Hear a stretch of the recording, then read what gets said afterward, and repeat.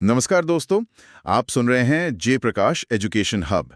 आज हम जानेंगे सीसीआर की विशेषताएं, फीचर्स जो सीटी और टेट एग्जाम्स के लिए बहुत महत्वपूर्ण टॉपिक है। तो इस डीप डाइव में आज हम सिर्फ किताबें नहीं खंगालेंगे, बल्कि ये समझेंगे कि शिक्षा का ये पूरा सिस्टम काम कैसे करता है। बिल्कुल। शुरुआत करने के लिए ना जरा कल्पना कीजिए। हाँ। मतलब मान लीजिए कि एक फिल्म की शूटिंग पूरे 1 साल तक चलती है। अच्छा। एक्टर दिन रात मेहनत करते हैं, डायरेक्टर एक एक सीन को सजाता है, लेकिन जब फिल्म रिलीज होती है ना, तो जो क्रिटिक्स होते हैं वो पूरी फिल्म देखने के बजाय सिर्फ आखिरी के 5 मिनट का क्लाइमैक्स देखते हैं। अरे बाप रे। हाँ, और उसी आधार पर फैसला सुना देते हैं कि फिल्म सुपरहिट है या फिर एकदम फ्लॉप। मतलब ये बात सुनने में कितनी बेतुकी लगती है ना। बहुत ज्यादा। ये तो पूरी टीम के साथ एकदम नाइंसाफी है। बिल्कुल। लेकिन अगर हम शिक्षा के पुराने ढांचे को देखें तो दशकों तक हमारे स्कूलों में ठीक यही होता आया है।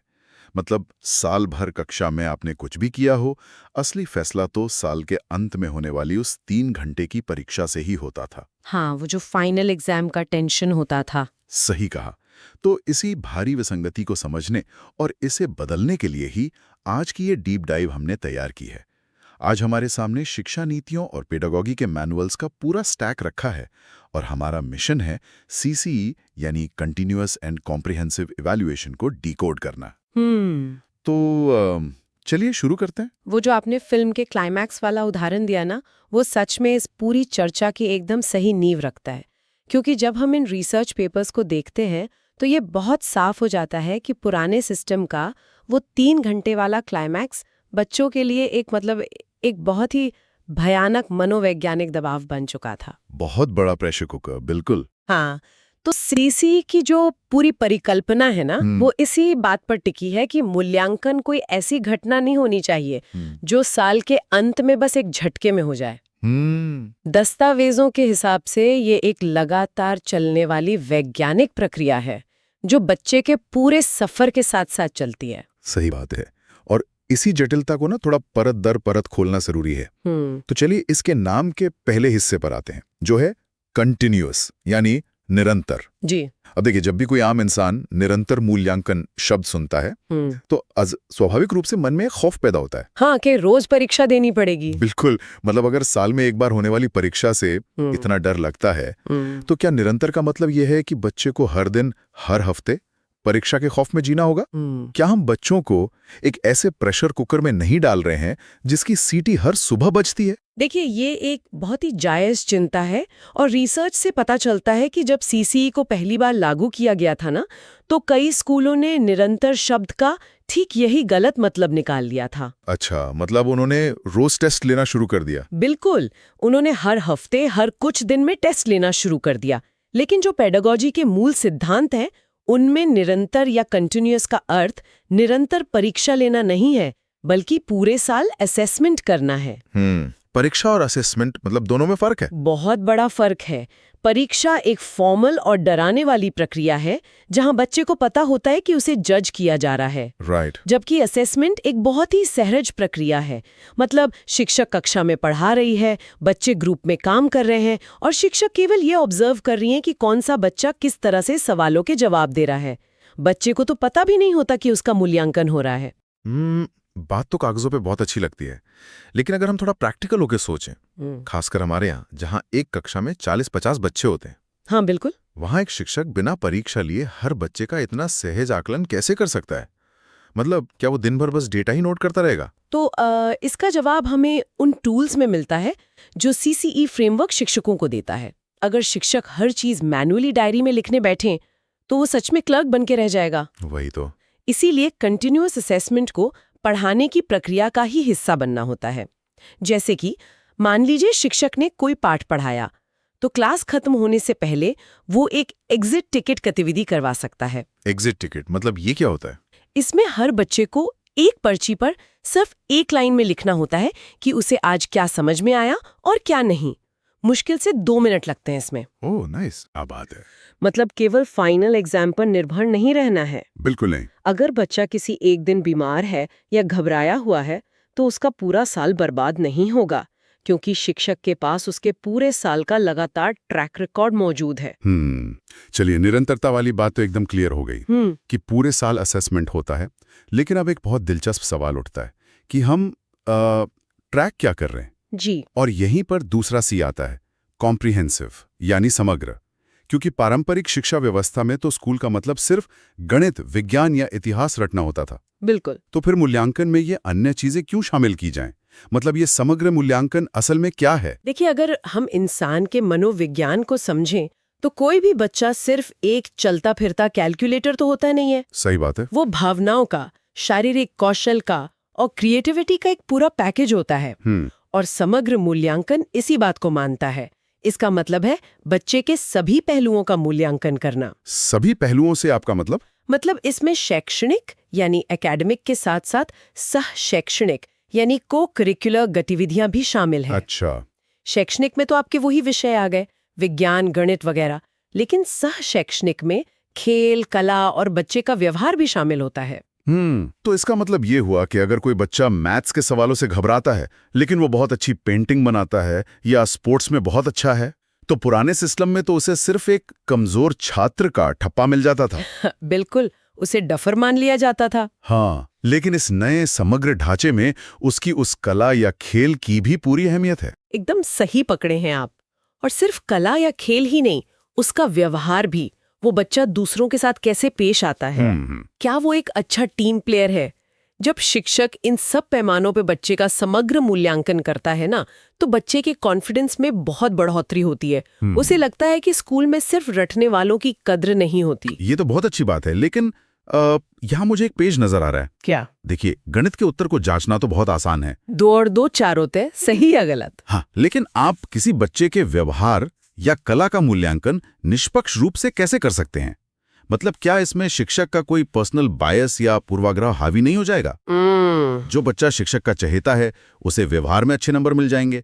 ये तो टेट एस्पिरेंट्स के नजरिए से बहुत ही कंफ्यूजिंग सवाल है। हाँ, ये एक बहुत ही अहम तकनीकी सवाल है और इसीलिए सीसीसी के अंतर्गत शिक्षकों को कुछ खास टूल्स का इस्तेमाल करना सिखाया जाता है।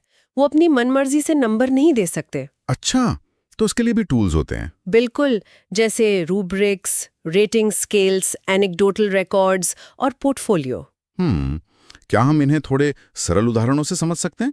जैसे ये एनेक्डोटल रिकॉर्ड क्या होता है? तो मान लीजिए कक्षा में एक बच्चा है जो बहुत शर्मीला है। एक दिन लंच ब्रेक में शिक्षक देखती है कि उस बच्चे ने अपना खाना एक ऐसे दोस्त के साथ शेयर किया जो अपना लंच बॉक्स लाना भूल गया था।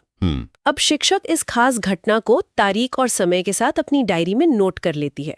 यही एक एनेक्डोटल रिकॉर्ड है, एक असली घटना का विवरण। ओह, तो मतलब हवा में बात नहीं हो रही है? बिल्कुल नहीं। जब साल के अंत में उस बच्चे के व्यवहार का मूल्यांकन होगा, तो शिक्षक अपनी पसंद नापसंद के आधार पर नहीं, बल्कि उस डायरी में दर्ज ठोस उदाहरणों के आधार पर ग्रेड देगी। वाह, ये तो सच में गेम चेंजर है। और पोर्टफोलियो भी कुछ ऐसे ही काम करता है क्या? हाँ, पोर्टफोलियो बच्चे के साल भर के सबसे अच्छे कामों का एक फोल्डर होता है। इसमें उसकी सबसे अच्छी पेंटिंग, कोई अच्छा प्रोजेक्ट सब रखा जाता है। ये बच्चे के विकास का सबूत है जिसे वो खुद भी देख सकता है। क्या बात है। तो ये सारी चर्चा हमें सीसीई की एक बहुत ही बुनियादी विशेषता की तरफ ले जाती है, जो है चाइल्ड सेंटर्ड यानी बाल केंद्रित दृष्टिकोण। बिल्कुल। पुराने समय में शिक्षा व्यवस्था ना एक ऐसे जूते की तरह थी जो हर इंसान को पहनने के लिए मजबूर किया जाता था। हाँ, चाहे पैर का साइज कुछ भी हो। एकदम सही। जिससे वो जूता फिट नहीं हुआ, वो सिस्टम से बाहर। लेकिन जो बातें अभी आपने बताई वो दर्शाती हैं कि अब जूता बच्चे के पैर के नाप का सिला जा रहा है। ये बहुत ही बढ़िया तुलना की आपने। और इसका कुल मिलाकर मतलब यही है कि हमारा पूरा फोकस बच्चे के ओवरऑल डेवलपमेंट यानी समग्र विकास पर है। बाल केंद्रित दृष्टिकोण का सीधा सा मतलब है कि ये बच्चे की रुचियों और क्षमताओं को केंद्र में रखता है और इससे जो प्रतिस्पर्धा का या एग्जाम का अनावश्यक दबाव होता है ना, वो बहुत कम हो जाता है। तो मतलब दबाव कम करना इसकी एक बड़ी खासियत है। लेकिन सुनिए, जब धरातल पर एक शिक्षक इन बच्चों का निरंतर और समग्र आकलन कर रहा होता है, तो उसे ये तो पता चल ही जाता है कि कौन सा बच्चा कहाँ अटक रहा है। हाँ, बिल्कुल पता चलता है। तो इस जानकारी का किया क्या जाता है? मतलब ये तो बिल्कुल एक डॉक्टर के पास जाने जैसा हो गया। कैसे? जैसे डॉक्टर सिर्फ ये नहीं कहता कि आप बीमार हैं, बल्कि वो बीमारी का पता लगाता है और फिर दवा देता है। बिल्कुल सटीक एनालॉजी है ये। और यही सीसी की अगली बड़ी विशेषता है, डायग्नोस्टिक और रेमीडियल, यानी निदानात्मक और उपचारात्मक प्रक्रिया। अच्छा, तो डायग्नोस्टिक मतलब बीमारी पकड़ना। हाँ, मूल्यांकन का असली मकसद जज करना नहीं है, बल्कि कमजोरियों को पहचानना है। मतलब शिक्षक एक डॉक्टर की तरह काम करता है। वो सिर्फ ये नहीं देखता कि बच्चा गलती कर रहा है, बल्कि ये गहराई से समझता है कि वो गलती क्यों कर रहा है। क्या आप इसका कोई क्लासरूम वाला उदाहरण दे सकती हैं? जरूर। मान लीजिए एक बच्चा मैथ्स में घटाने वाले सवालों में बार बार गलती कर रहा है। पुराने सिस्टम में उसे 0 नंबर मिलते और बात खत्म। उसे डफर बोल देते। हाँ, लेकिन डायग्नोस्टिक असेसमेंट में शिक्षक उस बच्चे की कॉपी देखेगा और उसे एक पैटर्न मिलेगा कि बच्चा हर बार बड़ी संख्या में से छोटी संख्या को घटा रहा है, चाहे वो नीचे लिखी हो। अच्छा, मतलब उसे हासिल लेना या बोरोइंग समझ नहीं आया है। एकदम सही, बीमारी पकड़ में आ गई। इसे कहते हैं डायग्नोसिस, यानी कमजोरियों को पहचानना। और एक बार जब बीमारी पकड़ में आ गई, तब आता उसका इलाज, यानी रिमीडियल टीचिंग। बिल्कुल, सुधार के उपाय करना। अब उपचारात्मक शिक्षण का मतलब ये नहीं है कि शिक्षक उसी बात को दोबारा जोर से चिल्लाकर पढ़ा दे। हाँ, उसे क्या ही होगा। वो कोई अलग तरीका अपनाएगा, शायद ब्लॉक्स या तीलियों का इस्तेमाल करके समझाएगा। और अगर आप इसे सीसीई के मुख्य उद्देश्यों से जोड़ें, तो सारी तस्वीर साफ हो जाती है। क्या है वो मुख्य उद्देश्य? बच्चे के समग्र विकास को बढ़ावा देना, एग्जाम स्ट्रेस को कम करना, लर्निंग को बेहतर बनाना और सबसे जरूरी, कमजोर छात्रों की मदद करना। बहुत खूब। अब हम उस हिस्से पर आते हैं जो CTET या टेट की तैयारी करने वालों के लिए शायद सबसे ज्यादा भ्रम पैदा करता है। फॉर्मेटिव और समेटिव असेसमेंट। बिल्कुल, सिद्धांत तो बहुत अच्छे हैं, लेकिन असल क्लासरूम में इसे लागू करने के लिए जो 2 प्रकार बनाए गए हैं, फॉर्मेटिव असेसमेंट जिसे FA कहते हैं, और समेटिव असेसमेंट यानी ऐसे। मैं चाहूंगा कि आज हम इस अंतर को हमेशा के लिए स्पष्ट कर दें। चलिए इसे एक आर्टिस्ट के नजरिए से समझते हैं। अच्छा। मान लीजिए एक पेंटर कैनवस पर पेंटिंग बना रहा है। वो रंग लगाता है, पीछे हटकर देखता है, उसे लगता है रंग डार्क है तो थोड़ा वाइट मिला देता है।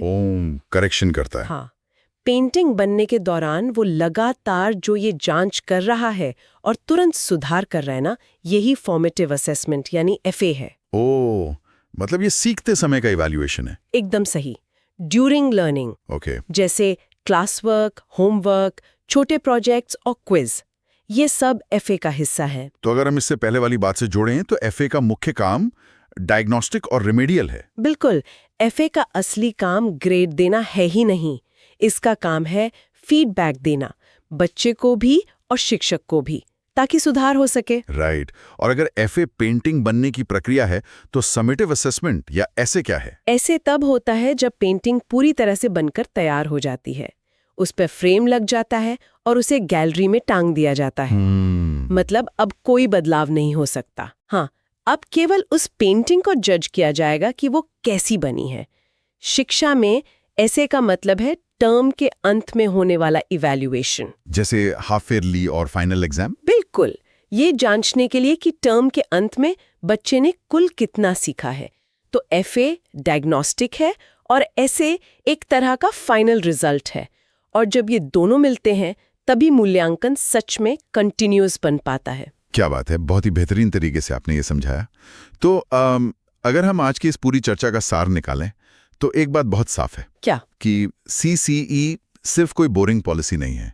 ये वास्तव में बच्चों को रटने की मशीन से निकालकर एक संपूर्ण इंसान बनाने का खाका है। बिल्कुल सही कहा। ये सिस्टम मानता है कि हर बच्चा खास है और पढ़ाई के अलावा खेल, कला, व्यवहार सब कुछ मायने रखता है। और इसी बात पर मैं एक सवाल छोड़ना चाहूंगी जिस पर हमारे श्रोता खुद विचार कर सकें। जी बिल्कुल। देखिए, अगर CCE वास्तव में कला, खेल और व्यवहार को गणित और विज्ञान के बराबर का दर्जा देता है, तो क्या भविष्य में हमारे समाज में सफलता की परिभाषा सिर्फ एक अच्छे रिपोर्ट कार्ड से आगे बढ़कर एक अच्छे इंसान होने तक बदल जाएगी? इस पर जरूर सोचिएगा। बहुत ही गहरा सवाल है। एक अच्छे इंसान की कीमत सिर्फ नंबरों से तो नहीं आंकी जा सकती। तो दोस्तों, अगर आपको ये जानकारी पसंद आई हो तो इस पॉडकास्ट को फॉलो करें और अपने दोस्तों के साथ जरूर शेयर करें। धन्यवाद।